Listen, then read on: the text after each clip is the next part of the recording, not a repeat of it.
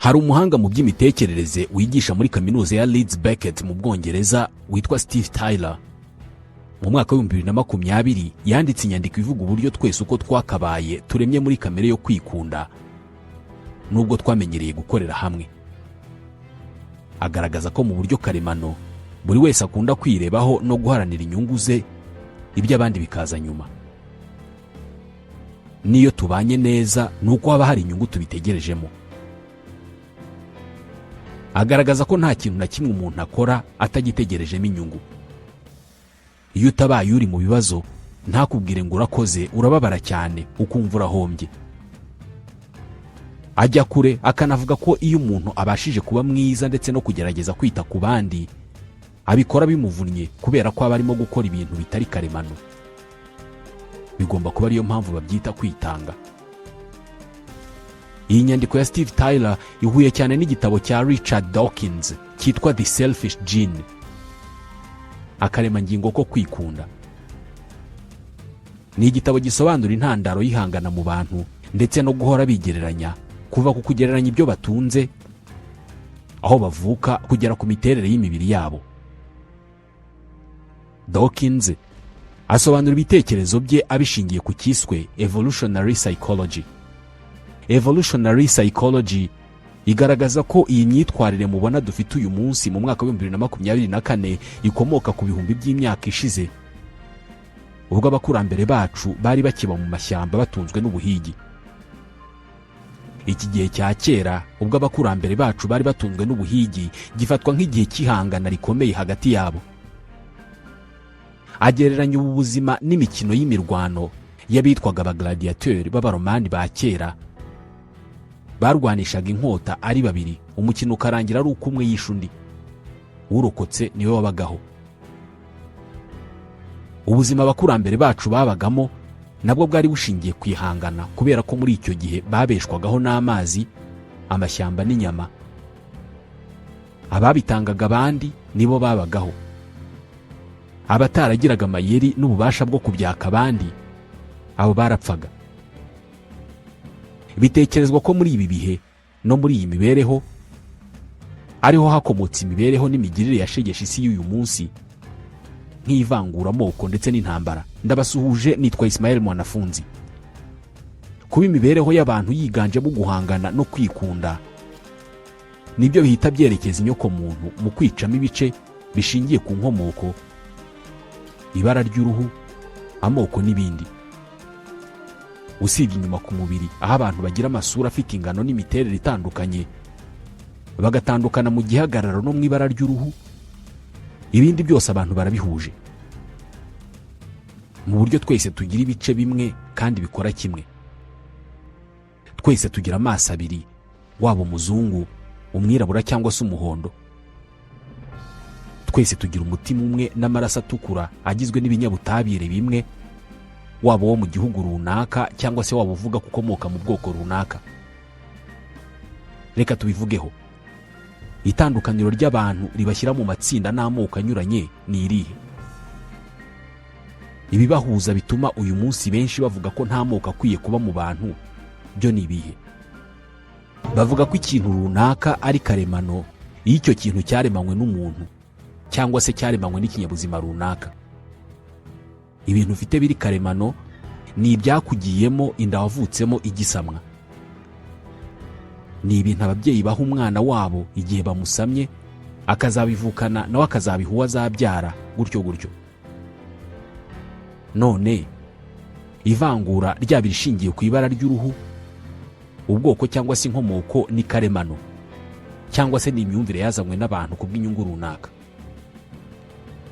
Hari impuguke n'abashakashatsi benshi ku miterere y'umubiri w'umuntu batanga inama y'uko abantu bakwibagirwa ibirebana n'amoko ndetse n'itandukaniro ry'ibara ry'uruhu byose kubera ko nta shingiro bifite.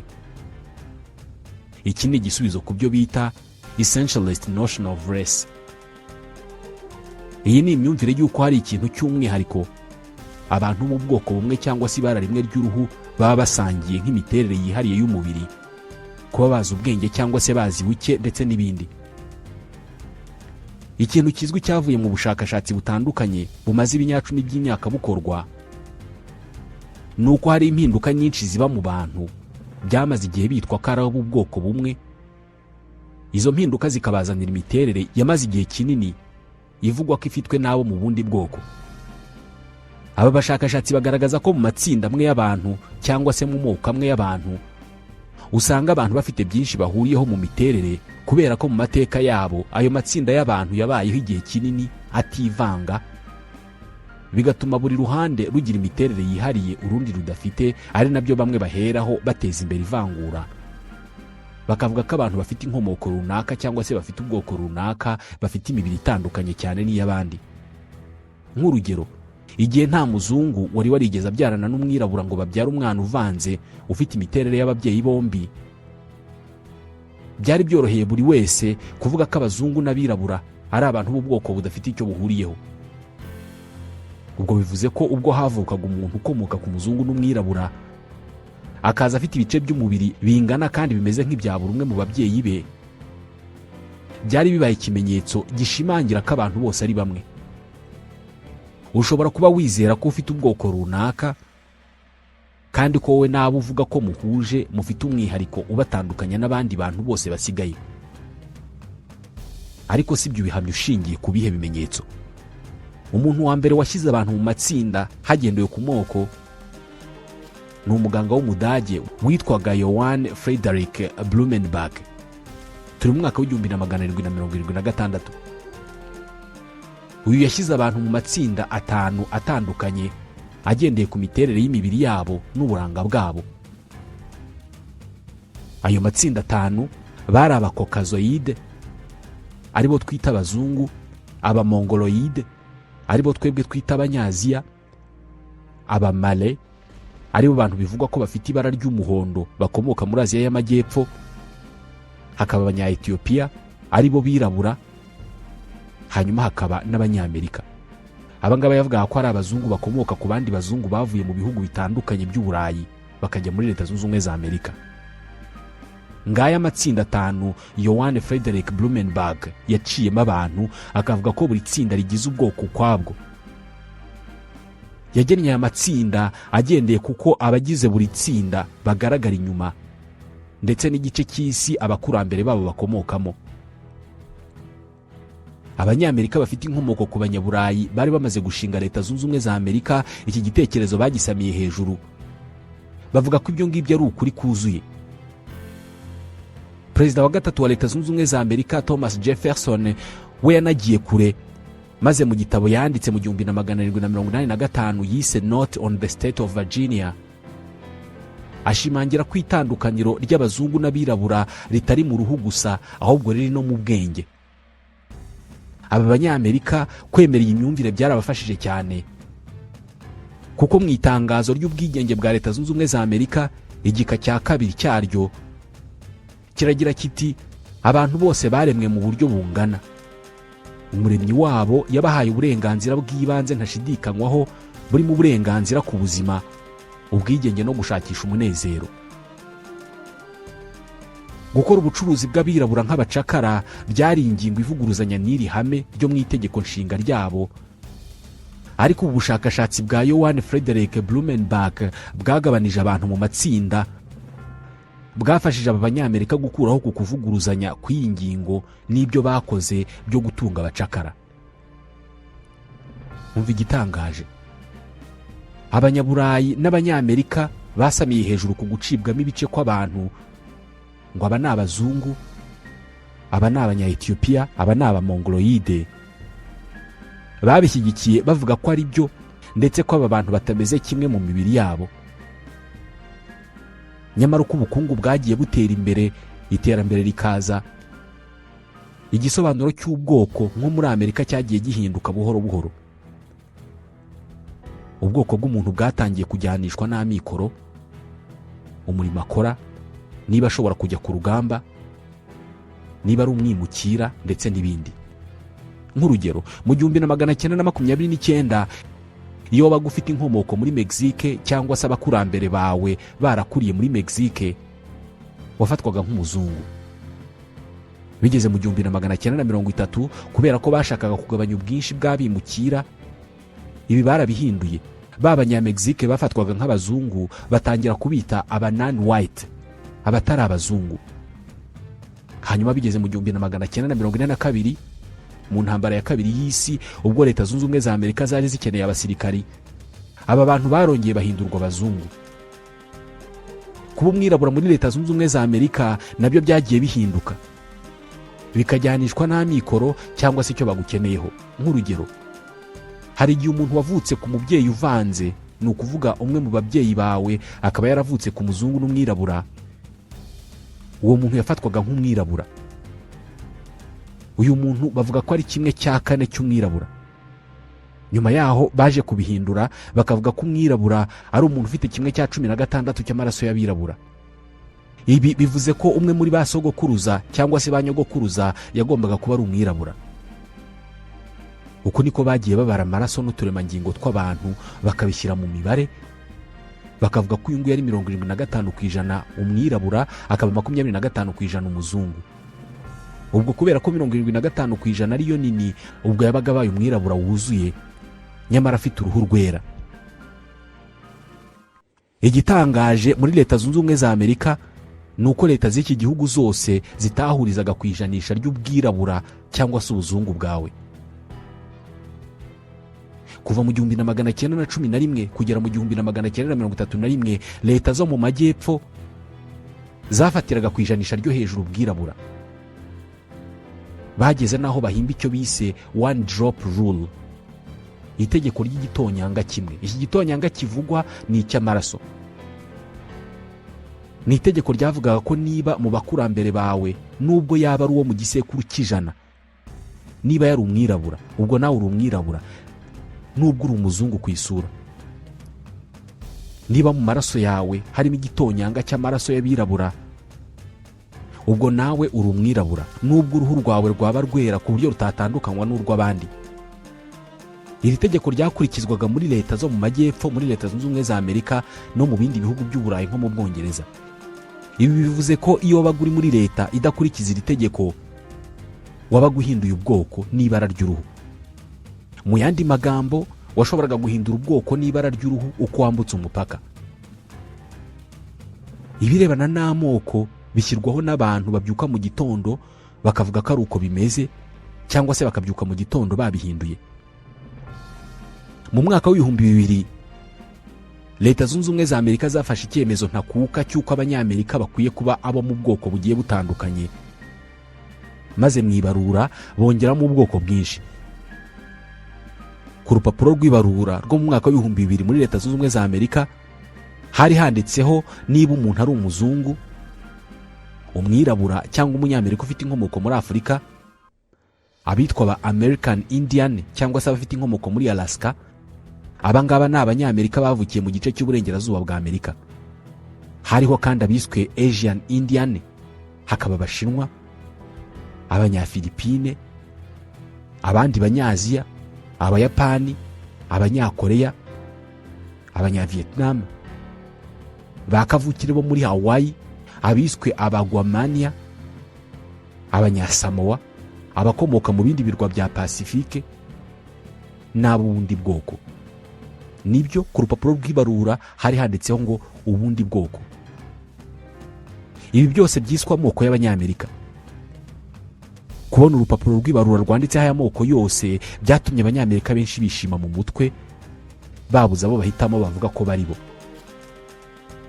Umuntu wavukiye muri Amerika ufite uruhu rwera, wabyawe n'ababyeyi bameze nkawe, yisanze atazi uwo agomba guhitamo ko ari we, mu gihe yumvise inkuru z'uko sekuru wa sekuruza yari umushinwa. Ibi byatumye benshi mu banyamerika muri iryo barura bahitamo handitse ngo ubundi bwoko. Mu kazo ka nyuma y'utundi twose, bivuze ko benshi batari baza abo bari bo hakurikijwe uko hari handitswe ubu bwoko. Iyi ni indi ngingo ishimangira ko abantu ari bo bafata icyemezo cy'uko hariho ubwoko runaka, ndetse ko ababujyamo ari abameze gutya, mu gihe abo bantu bo batanazi n'ibyo ari byo. Ibirebana n'amoko n'ibara ry'uruhu no kuvangura abantu bisa n'ibintu bisanzwe muri leta zunze ubumwe za Amerika, kandi ntabwo byasibye guteza ibibazo muri iki gihugu cy'igihangange. Perezida wa 44 w'iki gihugu ni Barack Hussein Obama. Ise ni umwirabura wo muri Kenya, nyina akaba umunyamerikakazi wo muri Kansas, akagira inkomoko mu Bwongereza. Ukurikije uko babara imibare mu moko y'abantu, Obama ni 1/2 umwirabura, akaba 1/2 umuzungu. Ubwo yiyamamazaga mu 2008 kuri televiziyo muri Amerika, hanabaye amatora y'abaturage bagatora niba bemera ko Barack Obama ari umwirabura cyangwa se ko ari imvange y'umuzungu n'umwirabura. Iki gihe kuri televiziyo abanyamerika baratoye, kandi bose ntabwo bahurije ku bwoko bwa Obama. Mu bazungu 24% bemeje ko ari umwirabura. Aba ni abagendera ku mahame y'uko niba hari amaraso y'umwirabura akurimo ubwo uri umwirabura. 53% bemeje ko avanze, ko ari umuzungu n'umwirabura. 23% bo batoye ko Obama ari uwo mu bundi bwoko. Ubwo nabo ntabwo babusobanukiwe, hagendeye ku kuba umubyeyi w'umwe ari umwirabura wo muri Kenya, undi akaba umuzungu wo muri Amerika ukomoka mu Bwongereza. Abatuye isi benshi bizera cyane iby'ubwoko, bizera ko ubwoko bafite ari ubwo ngubwo kuva bavutse kugera bapfuye, kubera ko bizera ko biri mu maraso no mu turemangingo tw'imyororokere yabo. Gusa ibirebana n'ubwoko, byaba ibara ry'uruhu cyangwa se ubundi bwoko abantu bahimbye, birahinduka, kandi iyo bihindutse ntawe ubyibazaho ibibazo. Ibi birashimangira uburyo igitekerezo cy'amoko kidafatika. Abakora mu rwego rw'ubuvuzi cyangwa se abashakashatsi mu by'ubuzima bajya bakoresha ubwoko n'inkomoko y'umuntu ku mpamvu z'ubuvuzi, nko kumenya aho abakurambere bawe bakomoka, kugira ngo bamenye niba indwara runaka ishobora kukwibasira bitewe n'uko wenda iyo ndwara yibasira abantu babaye mu bice runaka by'isi. Hari umuhanga mu by'imibanire y'abantu w'umunyamerikakazi witwa Dorothy Roberts. Asobanura ko imwe mu ndwara zishobora gutuma umurwayi abazwa inkomoko ye ari yitwa sickle cell anemia. Ni indwara yibasira amaraso y'umuntu, cyane cyane igafata ibyitwa globule rouge, aricyo gice cy'amaraso gishinzwe gutwara oxygene kikwirakwiza mu bice bitandukanye by'umubiri. Globule rouge ziba zimeze nk'uruziga mu miterere yazo, ku buryo bizorohera gutembera mu mitsi y'umubiri w'umuntu. Iyo umuntu afite iyi ndwara ya sickle cell anemia, izi globule rouge zihindura imiterere, zikamera nk'izibumbye nk'ukwezi, bigatuma zitagenda zihuta nk'uko zisanzwe zikwiza oxygene mu mubiri. Umuntu rero ufite globule rouge zabaye gutya, amera nk'aho yabuze amaraso mu mubiri we, kubera ko amaraso aba atarimo gutembera neza, kubera izo globule rouge ziba zitagenda uko bikwiye. Iyi ndwara ntabwo igira umuti. Abayirwaye bahabwa imiti ituma batababara gusa. Iyi ndwara ikunda kwibasira abantu baba cyangwa se babaye mu bice bibamo malaria nyinshi. Mu gupima iyi ndwara, umuntu bashobora kumubaza inkomoko ye bitewe n'uko ari indwara y'akarande, kugira ngo bumve niba uwo muntu yaba yarayikuye kuri umwe mu bakurambere be bashobora kuba barabaye ahantu hakunda kwibasirwa n'iyi ndwara.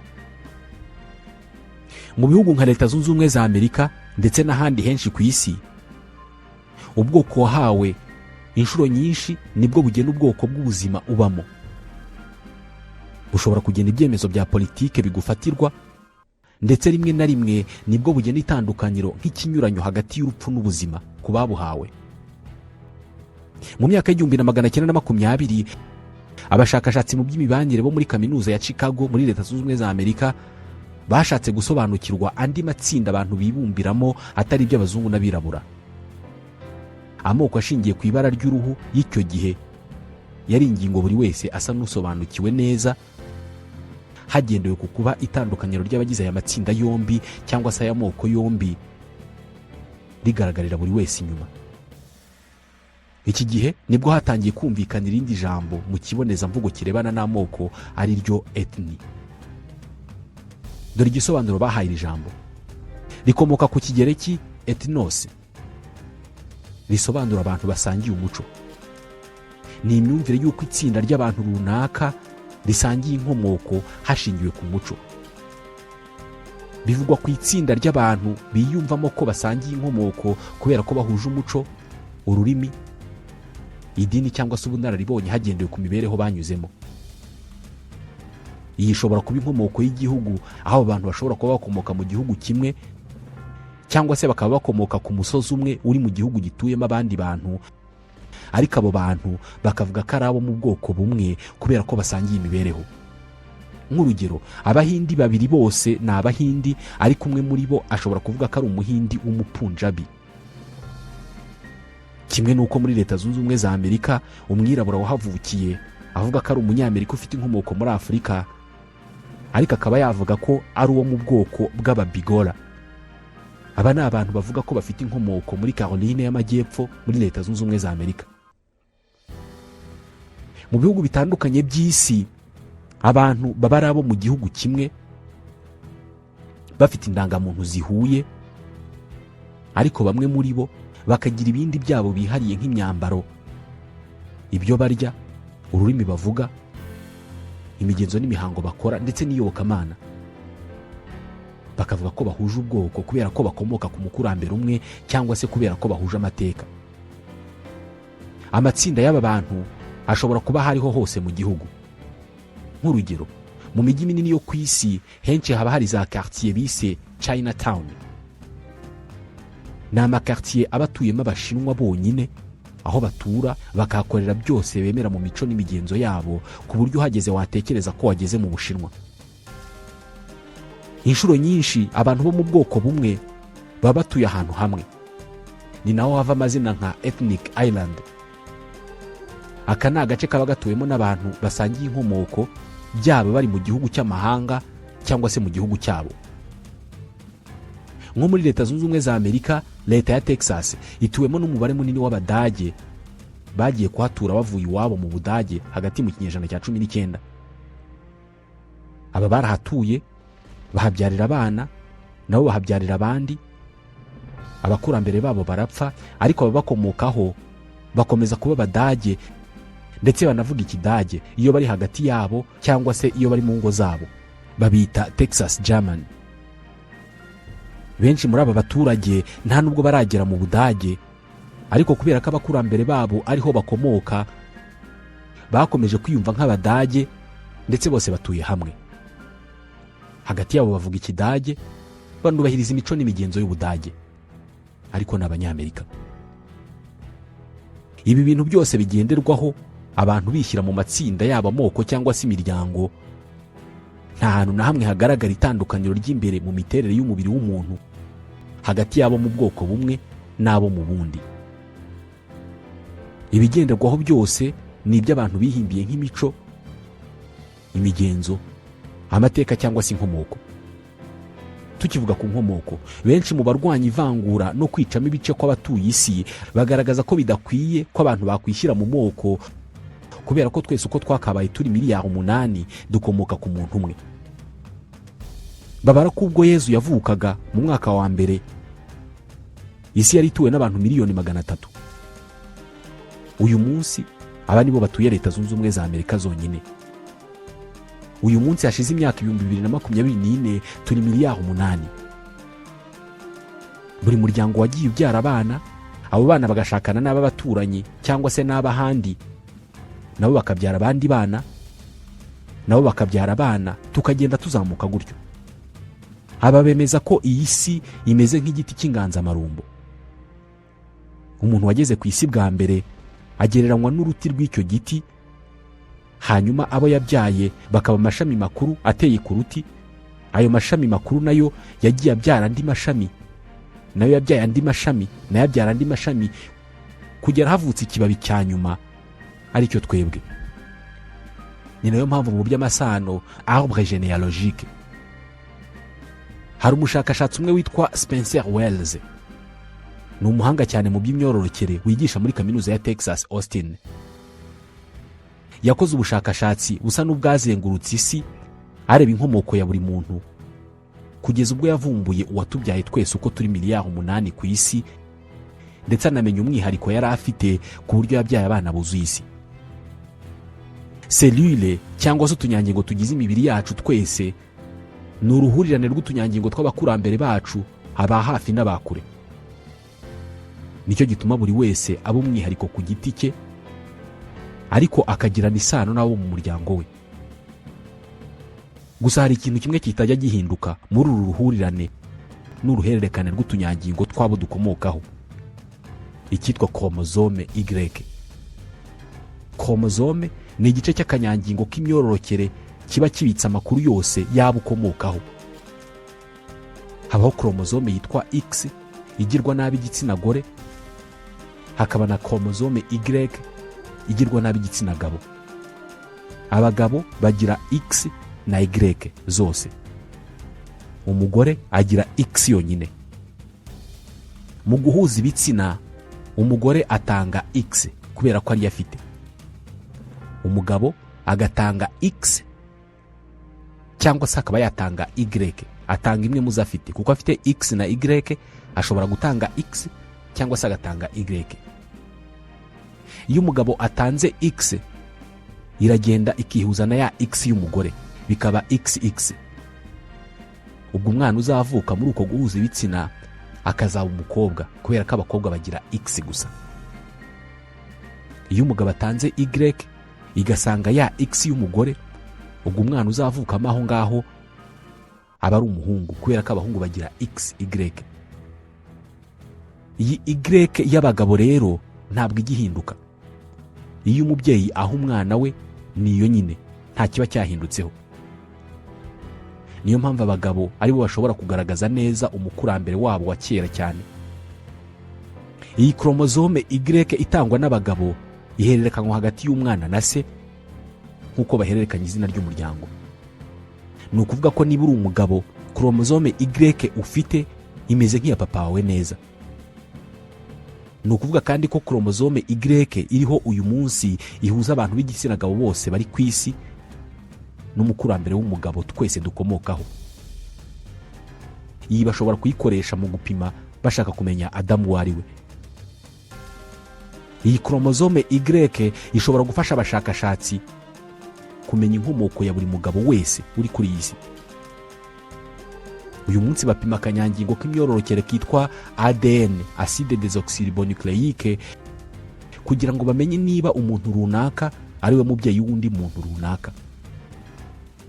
Kugira ngo abashakashatsi bamenye umugabo twese dukomokaho, babanje gushakisha bitwa des super ancêtres. Ni abakurambere basize utunyangingo twabo ku mubare munini w'abagabo ku isi. Ni ukuvuga ni abakurambere babyaye abana benshi kurusha abandi ku isi.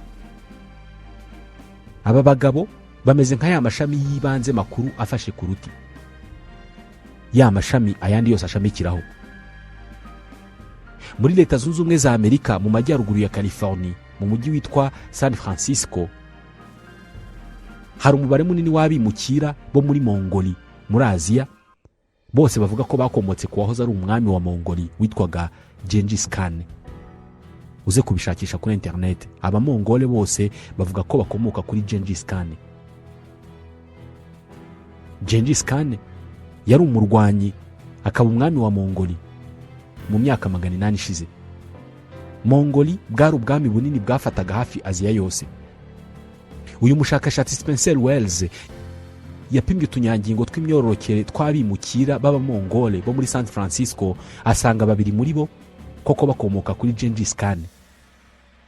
Ni gute Spencer Wells yamenye koko aba bagabo bakomoka kuri Gengis Khan kandi atabazi, atanafite utunyangingo tw'imyororokere twa Gengis Khan? Uwo Gengis Khan yapfuye kera. Mu mpera z'umwaka w'1990 Spencer Wells n'itsinda rye ry'abashakashatsi bakoreye ubushakashatsi ku nkomoko y'Abamongol batuye ku butaka bwavukiyeho Gengis Khan muri Aziya yo hagati.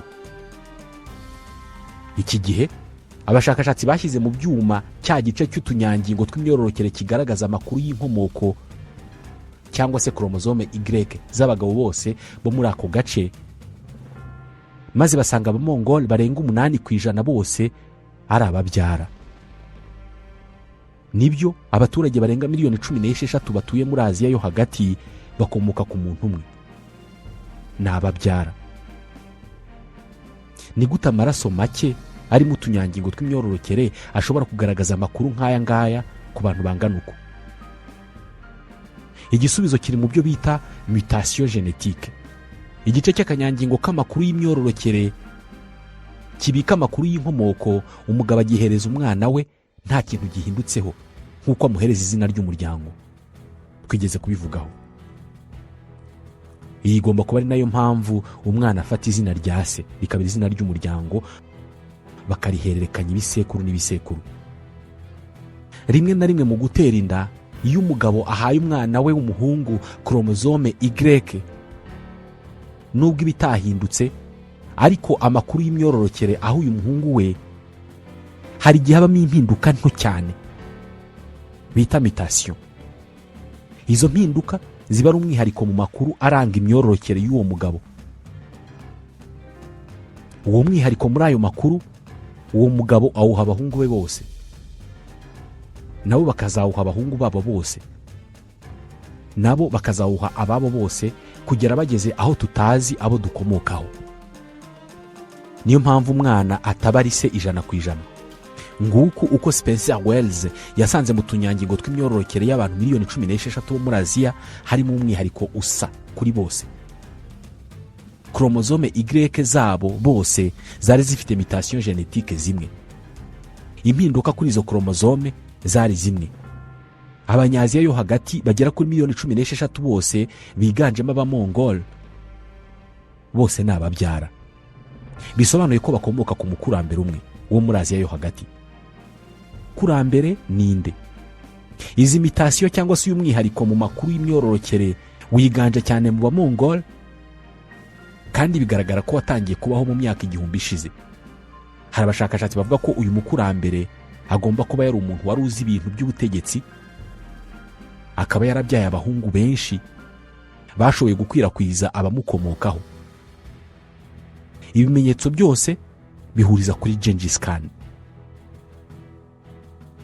Ibi biri mu bishingirwaho n'abarwanyi by'amoko, bavuga ko igitekerezo cy'uko abantu bafite amoko bakaba batandukanye mu miterere ari ikinyoma. Uyu munsi biroroshye ko haba hari umuntu ukomoka hariho hose ku isi, wasanga hariho hose ku isi. Amakuru yo mu mubiri aranga inkomoko ya buri muntu, uyu munsi wayasanga hariho hose ku isi.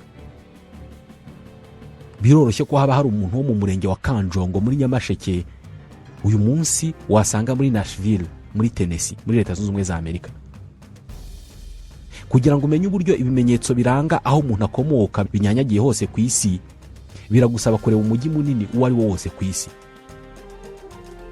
Mu muhanda umwe wa New York, za kromozome Y cyangwa se amakuru y'inkomoko aturuka mu magana y'ibihugu ashobora guhurira ahantu hamwe mu kanya kamwe. Abantu benshi bari ku mamiliyoni y'ibirometero uvuye aho umukurambere wabo ashyinguye. Uramutse ubashije gupima inkomoko y'uwo mukurambere, ushobora kugenda ukagera ko twese dukomokaho. Indi ngingo ishimangira ko twese turi bamwe.